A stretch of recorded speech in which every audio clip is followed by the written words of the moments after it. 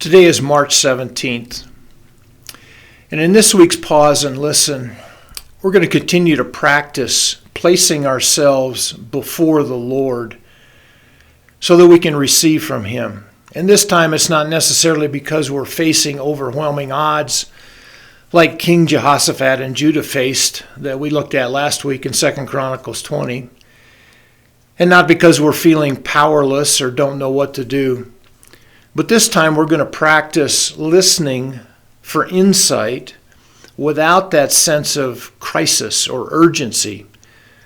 Today we're going to practice just receiving gentle coaching from Jesus, that we might have a clearer picture about how we are following Him.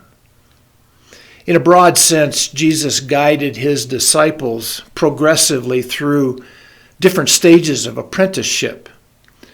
They were, I do, and you watch.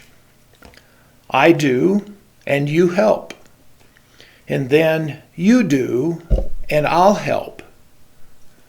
And then you do, and I'll watch. And I'll be with you every step of the way in everything that you do. Of course, Jesus never stops helping us, since He said, apart from Him, we can do nothing. And we know it's by His Spirit enabling us that we do anything at all that contributes to His kingdom work. But through practice and training, it's in this fourth stage where we have developed the confidence to walk in and by the Holy Spirit far more consistently.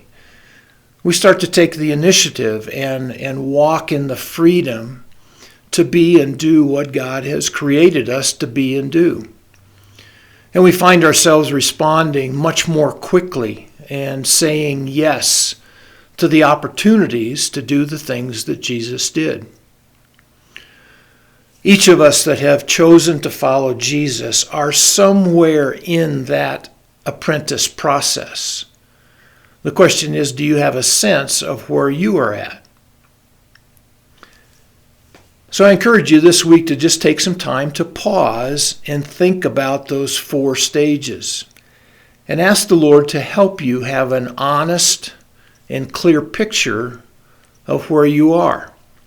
Listen for what He will reveal to you. I think there's many benefits to taking the time to do this, but here are three benefits. If we understand where we are, then we can be anticipating and ready to follow as He calls and leads us to the next level. And if we understand where we're at in the process, we can resist the temptation to try and jump ahead on our own. And maybe the best benefit of all is that we can more fully embrace what God is doing in our life right now, in this season, wherever we're at, and then be content with His plan and His timing as we follow Him. And here are those four stages of apprenticeship again. And I encourage you just to copy them down in your journal or somewhere where you can look at them as you take the time this week to pause and listen.